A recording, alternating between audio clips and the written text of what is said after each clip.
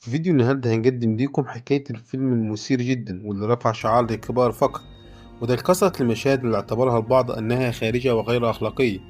الفيلم ده من بطولة النجمة الجميلة رانيا يوسف، وبتشاركها في البطولة فرح يوسف. لو عايز تعرف هو فيلم إيه مين أبطال إيه الحكاية خليكم معانا. وقبل ما نبدأ بتنساش تعمل لايك للفيديو وتشترك في القناة ليصلك كل جديد. فيلم صندوق الدنيا هو فيلم درامي مصري مثير من إنتاج سنة 2020. الفيلم ده من بطولة النجمة الجميلة والمثيرة جدا رانيا يوسف، وبيشاركها في البطولة خالد الصاوي وباسم سمرة وصلاح عبد الله وأحمد كمال وفرح يوسف، ومن إخراج عماد بهتان. بتدور قصة الفيلم في إطار درامي مثير في منطقة وسط البلد، وحكاية مجموعة من القصص الإنسانية المؤثرة جدا.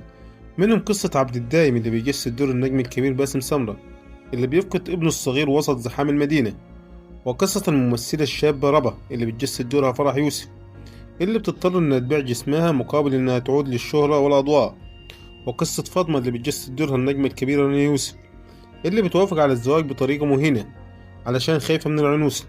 وتتصاعد أحداث هذا الفيلم في هذا السياق.